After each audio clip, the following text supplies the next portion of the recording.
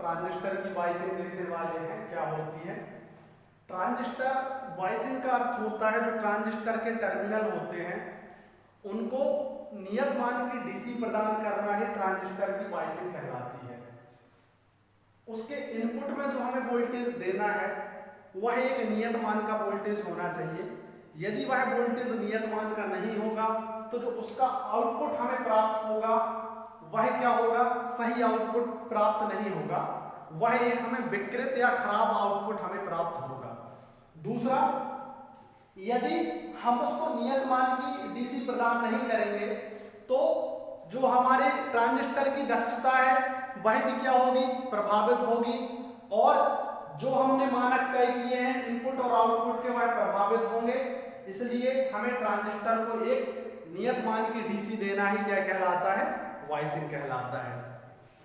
Biasing के अंतर्गत जब हम इनपुट देते हैं उसका भी हमें ध्यान रखना पड़ता है कि इनपुट में कितना वोल्टेज तय है ट्रांजिस्टर में, और यह जो वोल्टेज होता है वह किसी एक चीज पर निर्भर नहीं करता है। ट्रांजिस्टर कौन से मोड में चल रहा है, ट्रांजिस्टर का मान क्या है, ट्रांजिस्टर का इनपुट आउटपुट वोल्टेज क्या है, वह सब क्या करते हैं, इसके प्रदान करने वाले डीसी को क्या करते हैं, तय करते हैं। अब इसमें हम 3-4 प्रकार की और मोड देखेंगे कौन कौन से हैं, ठीक, वह हम आगे देखते हैं। जनरली हम ट्रांजिस्टर में 2 प्रकार की बाइसिंग देखते हैं। पहली होती है कलेक्टर बेस बाइसिंग और दूसरी होती है emitter base biasing.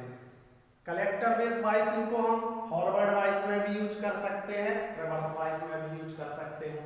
Ammeter base biasing को हम फॉरवर्ड बाइस में भी यूज कर सकते हैं और रिवर्स बाइस में भी यूज कर सकते हैं। और इन्हीं बाइसिंग के आधार पर हम ट्रांजिस्टर को कुछ मोड में प्रचालित करते हैं जिनके बारे में हम आपको यहाँ पर समझाने की कोशिश करेंगे।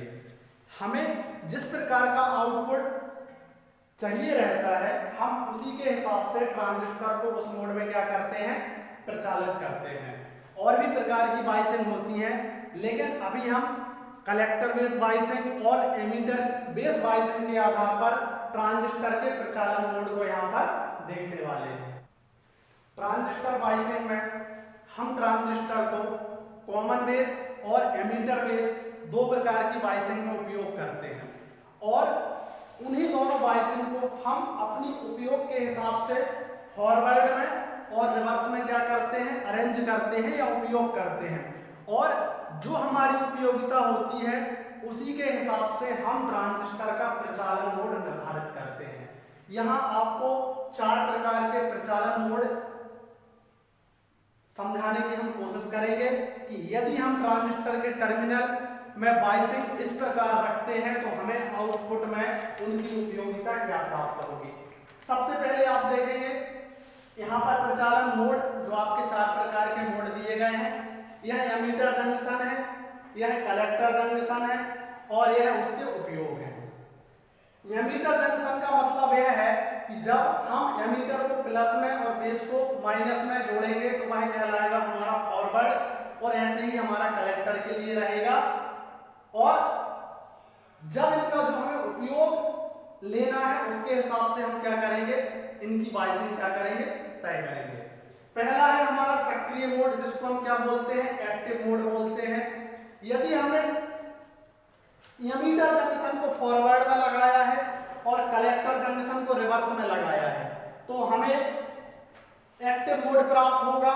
और इस मोड का उपयोग हम कहां पर करते हैं, एम्पलीफायर में करते हैं, या एम्पलीफिकेशन के काम में हम एक्टिव मोड का उपयोग करते हैं। एम्पलीफिकेशन कहने का मतलब यह है कि हम कमजोर सिग्नल को उच्च सिग्नल में बदलेंगे या वीक सिग्नल को हाई सिग्नल में बदलेंगे। और यह तभी संभव हो सकता है जब हमारा एमीटर जंक्शन फॉरवर्ड में हो और हमारा कलेक्टर जंक्शन किस में हो, रिवर्स में हो। ठीक है, जब भी आपको एम्पलीफायर में ट्रांजिस्टर का उपयोग करना है तो आपको एमीटर जंक्शन को फॉरवर्ड में लगाना होगा और कलेक्टर जंक्शन को रिवर्स में लगाना होगा। दूसरा आता है आपका सैचुरेशन मोड। सैचुरेशन मोड क्या होता है? जब आपको ट्रांजिस्टर को एक बंद स्विच की तरह कार्य करना है या कार्य कराना है। बंद स्विच का मतलब आप गलत ना समझें। बंद स्विच में आपका परिपथ क्या रहेगा? चालू रहेगा। इलेक्ट्रिकल की भाषा में बंद स्विच को माना जाता है कि आपका परिपथ चालू है। जब आपको परिपथ को चालू रखना है उसको हम बोलते हैं सैचुरेशन मोड। इस डिवाइस में लगाएंगे और कलेक्टर जंक्शन को भी फॉरवर्ड वाइस में लगाएंगे, तभी हमें सैचुरेशन मोड प्राप्त होगा। और जो हमारा ट्रांजिस्टर है वह एक बंद स्विच की तरह या क्लोज स्विच की तरह कार्य करेगा और इस कंडीशन में हमारा परिपथ अच्छी तरह से कार्य करेगा। कहने का मतलब यह है कि हमारा परिपथ क्या रहेगा? पूर्ण रहेगा और उसमें जो हमारा वोल्टेज का सप्लाई है या जो भी हमारा इनपुट आउटपुट सिग्नल है वह क्या होगा? प्रसारित होगा या प्रवाहित होगा। अब तीसरा है हमारा cut off mode. Cut off mode में हम क्या करेंगे? एमीटर जंक्शन को रिवर्स बायस में लगाएंगे और कलेक्टर जंक्शन को भी किस में लगाएंगे? रिवर्स बायस में। जब ये दोनों को हम रिवर्स बायस में लगाएंगे तो वह हमारा कहलाता है कट ऑफ मोड। दूसरे शब्दों में बोले इसमें ट्रांजिस्टर पूरी तरह से ऑफ कंडीशन में चला जाएगा, ऑफ के रूप में क्या करेगा? कार्य करेगा, इसलिए इसको बोला जाता है कट ऑफ मोड। इसमें ट्रांजिस्टर आपका खुले स्विच की तरह कार्य करेगा। खुला स्विच मतलब होता है जैसे हम किसी भी चीज का स्विच बंद कर देते हैं और उसमें विद्युत धारा का प्रवाह नहीं होता है, वैसे ही इसमें ट्रांजिस्टर में किसी भी प्रकार के सिग्नल वोल्टेज का प्रवाह इसमें क्या है? नहीं होगा। आपका जो चौथा मोड है वह है इन्वर्ट मोड। इन्वर्ट मोड के लिए आपको क्या करना पड़ता है? एमीटर जंक्शन को रिवर्स में लगाना पड़ता है और कलेक्टर जंक्शन को किस में लगाना पड़ता है? फॉरवर्ड में लगाना पड़ता है। इसमें आपको क्या होगा? निम्न एम्पलीफायर गेन प्राप्त होगा। मतलब हम इनपुट जो देंगे हमको गेन तो प्राप्त होगा, लेकिन वैसा नहीं होगा जो पहले वाले मोड में बहुत ज्यादा हमको सिग्नल प्राप्त हो रहे थे। मतलब सिग्नल को क्या किया जाएगा? अल्प मात्रा में अप करके हमको दिया जाएगा। इसमें हमें जो गेन प्राप्त होता है बहुत कम प्राप्त होता है, इसलिए इसको निम्न गेन मोड भी कभी कभी हम क्या कर देते हैं? बोल देते हैं। तो समझ में आए ट्रांजिस्टर के प्रचालन मोड। इस प्रकार से हम इनका उपयोग करते हैं। ठीक है।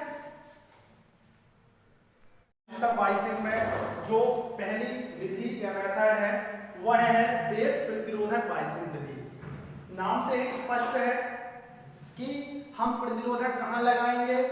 एक प्रतिरोधक लगाएंगे हम बेस में और एक प्रतिरोधक लगाएंगे हम कलेक्टर में। एक जो प्रतिरोधक है वह हमारा वोल्टेज ड्रॉप करने का कार्य करेगा और जो दूसरा प्रतिरोधक है वह हमारा एक लोड रजिस्टर का कार्य करेगा।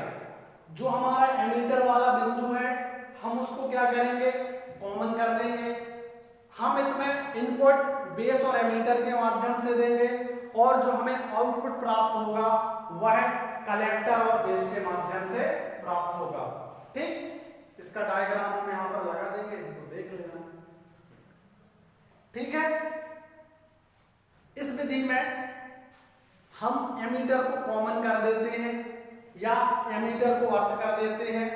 इस विधि का उपयोग लीनियर एम्प्लीफिकेशन के लिए सर्वाधिक किया जाता है। ठीक है।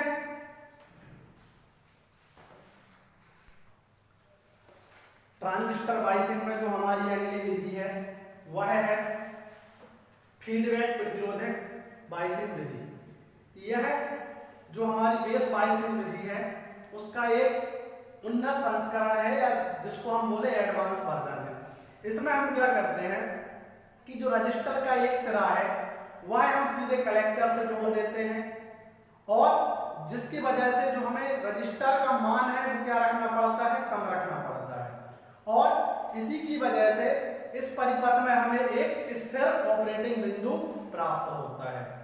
ठीक है। ट्रांजिस्टर बायसिंग में जो हमारी अगली विधि है वह है एमीटर प्रतिरोधक बायसिंग विधि। यह विधि भी बेस बायसिंग से मिलती जुलती विधि होती है। इसमें हम एमीटर एवं अर्थ के मध्य एक प्रतिरोधक को संयोजित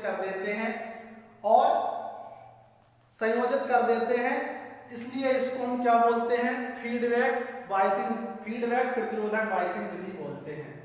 इसमें हमें एक स्थिर ऑपरेटिंग बिंदु प्राप्त होता है या हमको एक स्थिर वोल्टेज प्राप्त होता है जिससे हमारा ट्रांजिस्टर क्या हो सके, ऑपरेट हो सके।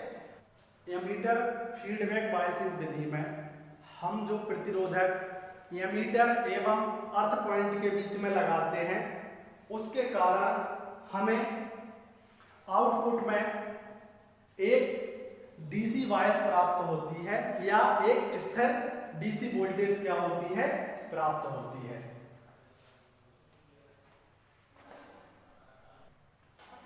ट्रांजिस्टर बायसिंग में जो हमारी अगली विधि है वह है वोल्टेज डिवाइडर बायसिंग विधि।